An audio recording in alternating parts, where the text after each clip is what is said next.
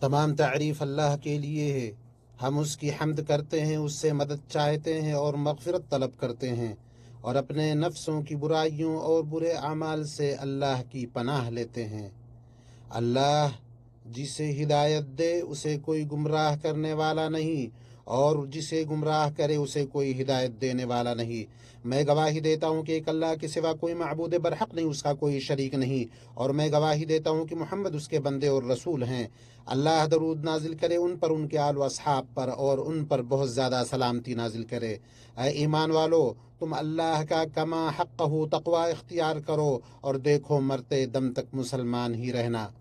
اما بعد، مسلمانوں، تم اپنے رب کا کہا مانو، اپنے اس مہینے کے جو دن بچ گئے ہیں انہیں غنیمت جانو، اپنے انجام کے بارے میں سوچو۔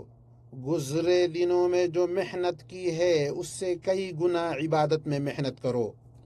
تقرب کے ان مواقع کو غنیمت جاننے میں سستی اور کاہلی نہ کرو جو تمہارے سامنے ہیں، اور ان غنیمتوں سے غافل نہ ہو کہ ایسا نہ ہو کہ محروم ہو جاؤ۔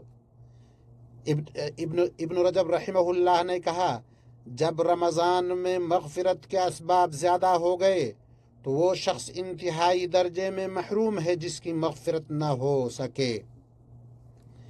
سنو اللہ کے بندو، جان لو سب سے بڑے منافع اور سب سے زیادہ حاصل ہونے والے فائدوں میں سے یہ ہے کہ اللہ تعالیٰ بندے کے لیے اپنی رحمت کا کوئی دروازہ کھول دے جسے وہ غنیمت جانے اور اپنے رب سے ثواب کی امید کرتے ہوئے اسے لازم پکڑے۔ نبی صلی اللہ علیہ وسلم نے اپنے بعض صحابہ کے حق میں جنت اور بلند درجات کی گواہی دی، باوجود کہ اس کے ان کے اسلام پر چند گھڑیاں ہی گزری تھیں جن میں انہوں نے اللہ کے رسول صلی اللہ علیہ وسلم کے ساتھ جہاد کیا، وہ مارے گئے۔ اللہ نے انہیں اپنی راہ میں شہادت عطا کی۔ ان واقعات میں سے ایک واقعہ یہ ہے کہ نبی صلی اللہ علیہ وسلم کے پاس ایک آدمی آیا جس کا چہرہ لوہے سے ڈھکا ہوا تھا۔ اس نے پوچھا، اللہ کے رسول، میں قتال کروں یا اسلام لاؤں؟ تو آپ نے فرمایا، پہلے اسلام لاؤ پھر قتال کرو۔ چنانچہ وہ اسلام لایا، پھر قتال کیا اور مارا گیا۔ تو رسول اللہ صلی اللہ علیہ وسلم نے فرمایا، اس نے تو تھوڑا عمل کیا لیکن بہت زیادہ اجر سے مالا مال ہوا۔ اس حدیث سے معلوم ہوا کہ اللہ کے فضل و انعام اور احسان و نوازش کے طور پر کبھی کبھی زیادہ اجر تھوڑے عمل سے حاصل ہوتا ہے۔ یہ آدمی اسلام سے سرفراز ہوا، وہ شہادت اور نعمتوں والی جنتوں میں فراواں خیر سے مالا مال ہوا۔ اسی طرح یہ حدیث بتاتی ہے کہ اعمال کا اعتبار ان کے آخری انجام پر ہے۔ چنانچہ جس نے اپنی ابتدائی عمر میں برائی کی، پھر آخری عمر میں توبہ کر لی اور خود کی اصلاح کی تو اور گناہوں کو چھوڑ دیا اور ان سے باز رہا، تو اس کے پچھلے گناہ معاف کر دیے جائیں گے۔ اللہ کے بندو، اسی لیے ہم اپنے رب کریم کی نوازشوں سے زیادہ اپنے دامن بھریں، اس کے سیدھے دین پر قائم رہیں، معصیتوں کے ارتکاب اور لغزشوں میں پڑنے سے بچیں، کیونکہ عمر تیزی سے گزر رہی ہے، موت امید کی ڈور کو کاٹنے والی ہے۔ اس لیے ضروری ہے کہ ہم تیاری کر لیں، موت سے کوئی چارہ نہیں، اور جو وقت گزر گیا اسے لوٹایا نہیں جا سکتا۔ ابن الجوزی رحمہ اللہ نے کہا، اللہ کے بندو، یہ کیسی غفلت ہے کہ تم دیکھ رہے ہو، یہ کیسی نیند ہے جبکہ تم جاگ رہے ہو، تم کیسے رخت سفر بھول گئے جبکہ تم کوچ کرنے والے ہو۔ وہ لوگ کہاں ہیں جو تم سے پہلے تھے؟ کیا تم سوچتے نہیں؟ کیا تم نے دیکھا نہیں کہ موت نے انہیں کیسے آدھا بوچا؟ پھر نہ وہ وصیت کر سکے اور نہ اپنے گھر والوں کے پاس لوٹ سکتے ہیں۔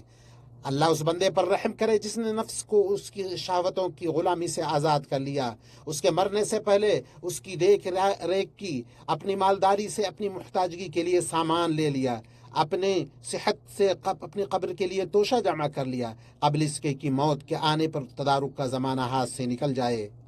اللہ کے بندو، اسی طرح جن چیزوں کی طرف ہم اپنے نفسوں کو بلاتے ہیں ان میں سے یہ کہ اللہ کے کرم سے مایوس نہ ہوں اور نہ اس کی رحمت سے نا امید ہوں۔ گزشتہ دنوں میں لہو لعب اور غفلت کی جیسی بھی حالت آدمی کی رہی ہو، اب بھی موقع دستیاب ہے۔ اللہ کے ساتھ تجارت منافع بخش ہے، اس لیے جس نے اپنے رب کے حق میں کوتاہی کی اس پر صرف اتنا لازم ہے کہ وہ شرمندگی کے ساتھ اپنے پچھلے معاملات پر توجہ دے۔ ابن تیمیہ رحمہ اللہ نے کہا، جس نے گناہ کیا شرمندہ ہو کر توبہ کی تو اس نے اپنے باپ آدم کی مشابہت اختیار کی، اور جس نے اپنے باپ کی مشابہت اختیار کی اس نے ظلم نہیں کیا۔ اور واقعی میرے بھائیوں، جو شخص اپنے باپ آدم کی مشابہت اختیار کرتے ہوئے اپنے گناہ کا اقرار کر کے شرمندہ ہوا اور گناہ چھوڑ دیا، اس کا رب اسے چن لے گا اور ہدایت دے گا۔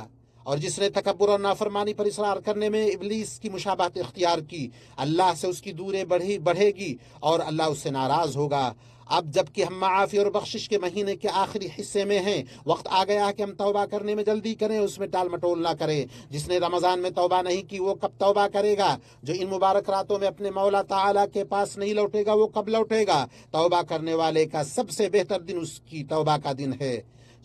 اس کی واپسی کی خوشی کتنی عظیم ہے، اس کے غائب ہونے کے بعد اس کی شادمانی کتنی خوبصورت ہے، کیونکہ وہ ہدایت یافتہ ہو کر اپنے مولا تعالیٰ کے پاس لوٹا۔ اس کے رب نے اپنے احسان سے اس کے گناہوں کو مٹا دیا۔ اس کے بارے میں رب العالمین کا فرمان سچ ثابت ہوا، وہی لوگ ہیں جن کے گناہوں کو اللہ نیکیوں میں بدل دے گا۔ یحییٰ بن معاذ رحمہ اللہ نے کہا، توبہ کرنے والے کو وہ فخر حاصل ہوتا ہے جس کے برابر اس کے تمام قابل فخر کارناموں پر ہونے والا کوئی فخر نہیں، اور وہ ہے اس کی توبہ سے اللہ کا خوش ہونا۔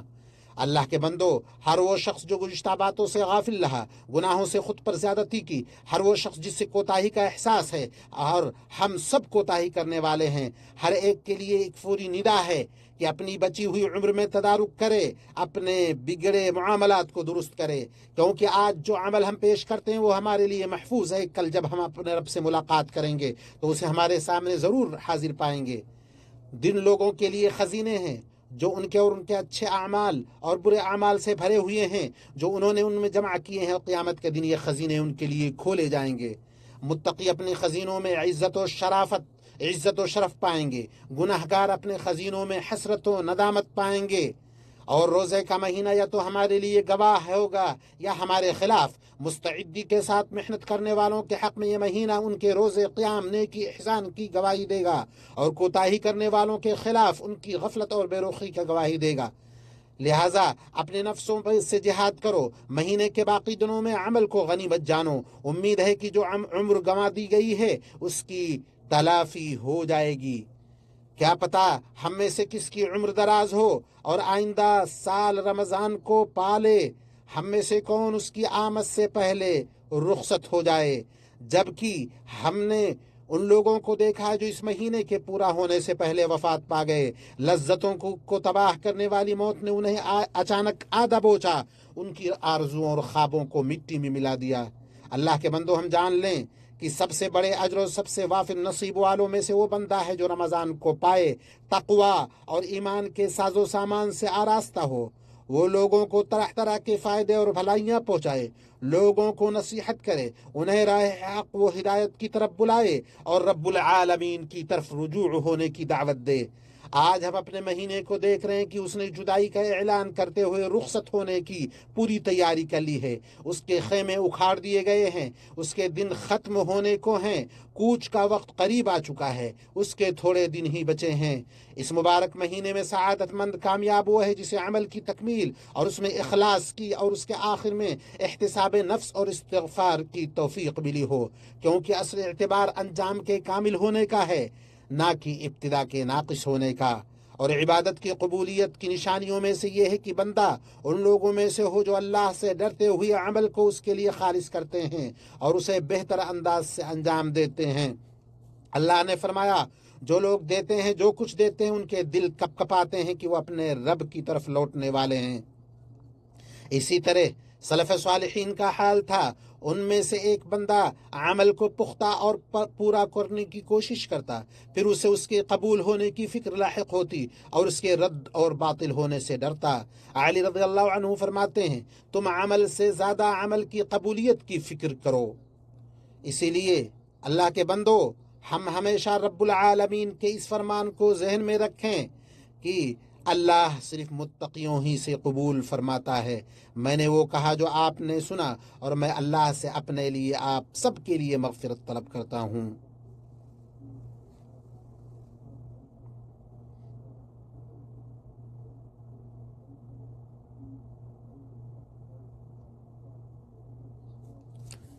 تمام تعریف اللہ کے لیے جو عظیم احسان والا، وسیع فضل، جود و سخا اور انعام والا ہے۔ میں گواہی دیتا ہوں کہ اللہ کے سوا کوئی معبود حقیقی نہیں، اس کا کوئی شریک نہیں، اور میں گواہی دیتا ہوں کہ محمد اس کے بندے اور رسول ہیں۔ اللہ ان پر درود اور خوب سلامتی نازل کرے۔ اما بعد، اللہ کے بندو، جس طرح رمضان ہم سے رخصت ہو کر ختم ہو جائے گا، اسی طرح ہم میں سے ہر ایک گزر جائے گا، اس کی مقررہ مدت ختم ہو جائے گی، کیونکہ عمریں محدود ہیں، سانس گنے چنے ہیں۔ بعض حکیموں نے کہا، وہ شخص دنیا سے کیسے خوش ہو سکتا ہے جس کا دن اس کے مہینے کو کم کرتا ہے، اس کا مہینہ اس کے سال کو گھٹا دیتا ہے، اس کا سال اس کی عمر کو ختم کر دیتا ہے۔ وہ شخص دنیا سے کیسے خوش ہو سکتا ہے جسے اس کی عمر اس کی مقررہ مدت کی طرف لے جا رہی ہے، اس کی زندگی اسے اس کی موت سے تک پہنچا رہی ہے۔ چنانچہ اللہ کے بندو، ہمیں اس سے عبرت حاصل کرنا چاہیے۔ یہ کتنی عظیم نصیحت اور تنبیہ ہے۔ مسلمانوں، ہمیں چاہیے کہ ہم ہمیشہ اپنے رب کے ساتھ کیے گئے عہد پر قائم رہیں، اس کی عبادت سے منقطع نہ ہوں، اس کی اطاعت میں سستی نہ کریں، اس کے اللہ کے اس قول پر عمل کرتے ہوئے جس کا ذکر اس نے اپنی کتاب مبین میں کیا ہے، اپنے رب کی عبادت کرتے رہو یہاں تک کہ تمہیں موت آ جائے۔ اور ہمیں چاہیے کہ ہم اپنے رب سے کثرت سے دعا کریں کہ وہ ہمیں ایمان پر ثابت قدم رکھے، ہمارا خاتمہ اچھا کرے، ہمارے آخری دن کو سب سے بہتر دن اور ہمارے آخری اعمال کو سب سے بہتر عمل بنائے۔ اور ان باتوں میں سے جن کے ذریعے ہم اللہ کے بندوں کو یاد دہانی کراتے ہیں جبکہ ہم شوال کے مہینے میں قریب پہنچ رہے ہیں، یہ ہے کہ ہم ہمیشہ اپنے بلند و برتر رب کی شریعت کو مضبوطی سے تھامی رکھیں، مشروع اطاعتوں کو ان کے مقررہ اوقات پر ادا کریں۔ ان اعمال میں سے ایک یہ ہے کہ اپنے ہم ملک میں رائج عام خوراک میں سے فطرہ اس کے مستحقین کو دے کر اس مہینے کا اختتام کرے۔ عید الفطر کا دن خوشی اور اطاعت کا دن ہے، لہٰذا اسے اترانے، گناہ اور بربادی کا دن نہ بنائیں، اور اس دن وہ تمام آداب مسنون ہیں جو ہمارے لیے مشروع کیے گئے ہیں، جیسے تکبیر کہنا، غسل کرنا، افطار، اچھے کپڑے پہننا، نماز عید سے پہلے چند کھجور کھانا۔ یہ دن اور اس کے بعد کے ایام ان عادتوں کی بنا پر مزید خوبصورت ہو جاتے ہیں جو لوگوں کے درمیان رائج ہیں، جیسے سماجی رشتوں کو مضبوط کرنا، تعلقات کو مستحکم بنانا، اور ایک دوسرے کو مبارکباد دینا اور زیارتیں کرنا۔ اور عید کے بعد شوال کے دنوں میں 6 دن روزہ رکھنا مستحب ہے، ہمارے نبی صلی اللہ علیہ وسلم کے اس فرمان پر عمل کرتے ہوئے، جس نے رمضان کے روزے رکھے پھر اس کے بعد شوال کے 6 روزے رکھے تو یہ پورے سال کے روزے کے برابر ہے، یعنی اس کے لیے پورے سال کے روزوں کا اجر لکھ دیا جاتا ہے۔ تو اچھے نفس والے، پاکیزہ دل والے خوش ہو جائیں۔ اے اللہ کے بندو، احساس کرو تم کہ آج ان عظیم ترین دنوں میں سے ایک دن میں ہو، لہٰذا اس دن کثرت سے درود و سلام بھیجو اس ہستی پر جو تمام انسانوں کے سردار ہیں، جنہوں نے بہترین طریقے سے نماز پڑھی، روزے رکھے اور راتوں کے تہجد پڑھی اور قیام کیا۔ ہمارے نبی محمد صلی اللہ علیہ وسلم ان پر سب سے افضل درود و سلامتی ہو، اور اپنے رب کے اس فرمان کو مانو جس کا حکم اس نے اپنی محکم کتاب میں دیا ہے۔ اس نے کہا، اور وہ اپنے فرمان سے سچا ہے، بے شک اللہ اس کے فرشتے نبی پر درود بھیجتے ہیں، ایمان والو تم بھی ان پر درود و سلام بھیجو اور خوب سلامتی بھیجا کرو۔ اے اللہ، اپنے بندے اور رسول محمد پر درود و سلام برکت نازل فرما، ان کے تمام آل و اصحاب پر۔ اے اللہ، اسلام و مسلمانوں کو غلبہ دے، کفر و کافروں کو ذلیل کر، اپنے موحد بندوں کی مدد فرما، اپنے دشمنوں، دین کے دشمنوں کو ہلاک کر، ان کی چال کو انہی پر ڈال دے، ان کی تدبیر کو ان کی ہلاکت بنا۔ ہمارے اس ملک کو، تمام مسلم ممالک کو امن و اطمینان، خوشحالی اور خوشادگی عطا فرما۔ امت مسلمہ کو ہر طرح کی برائی فتنوں سے محفوظ رکھ، اور اس سے بدکاروں کی شرارت، فاجروں کی مکر و فریب، رات دن کے اچانک آنے والے تمام شر کو دور فرما، ان سے جنگوں، مشکلات اور آزمائشوں کو دور کر دے، اسے ظاہر و باطن ہر قسم کی گمراہ کن فتنوں سے بچا۔ اے اللہ، کمزوروں، تیرے راستے میں جہاد کرنے والوں، سرحدوں کی حفاظت کرنے والوں اور بارڈر کے محافظوں کی مدد فرما۔ اے اللہ، ہمارے گھروں، ہمارے وطنوں میں ہمیں امن عطا فرما، سربراہوں اور حکمرانوں کی اصلاح فرما، ہماری باغ ڈور ایسے لوگوں کے ہاتھ میں جو تجھ سے ڈرتے ہوں، تیرا تقوی اختیار کرتے ہوں، تیری رضا کے پیروکار ہوں۔ اے رب العالمین، اے اللہ ہمارے سربراہ خادم حرمین شریفین کو ان اقوال و اعمال کی توفیق دے جو تجھے پسند ہوں یا حی یا قیوم۔ اے اللہ انہیں ان کے ولی عہد کو اپنی ہدایت اور توفیق تقوی کی توفیق عطا فرما۔ اے اللہ ہم تجھ سے تیرے مومن اولیاء کے لیے نصرت، عزت اور غلبہ کا سوال کرتے ہیں۔ اے اللہ فلسطین میں ہر جگہ ہماری بھائیوں کی مدد فرما۔ اے رب العالمین، اے اللہ ان کے غم کو دور کر، ان کی تکلیفیں کم کر، انہیں عافیت دے، ان کی حفاظت فرما، ان پہ لطف فرما، ان کا خون محفوظ کر دے، ان کے باہمی معاملات درست کر دے، ان کے امور کی نگہبانی فرما، ان کی بھوک مٹا دے، ان کے خوف کو امن سے بدل دے۔ اے اللہ ہم تجھ سے ایسا ایمان مانگتے ہیں جو کبھی نہ پھرے، ایسی نعمت مانگتے ہیں جو کبھی ختم نہ ہو، جنت خلد کے اعلیٰ ترین درجوں میں تیرے نبی صلی اللہ علیہ وسلم کی رفاقت مانگتے ہیں۔ ربنا، اے اللہ، اے ہمارے اب ہمیں اپنی طرف سے رحمت عطا فرما، ہمارے معاملات میں ہمارے لیے درست راستہ اور بھلائی کا سامان پیدا فرما۔ اے اللہ ہمیں ان لوگوں میں شامل فرما جنہوں نے ایمان اور ثواب کی نیت سے رمضان کے روزے رکھے، اس کا قیام کیا، ان میں سے بنا جنہوں نے ایمان اور ثواب کی نیت سے لیلۃ القدر کا قیام کیا، اور اے اللہ ہماری کوتاہیوں سے درگزر فرما، ہمیں ہمارے اپنے دین پر ثابت قدم رکھ، اپنی شریعت پر استقامت عطا فرما، ہمارا انجام بہترین بنا۔ اے اللہ ہم تجھ سے ہدایت، پرہیزگاری، پاکیزگی اور بے نیازی مانگتے ہیں۔ ہمیں ہمارے والدین کو تو تمام اہل ایمان کو اس دن بخش دے جس دن حساب کتاب ہوگا۔ وصلی اللہ علی نبینا محمد وعلی آلہ وصحبہ اجمعین۔ تمام تعریف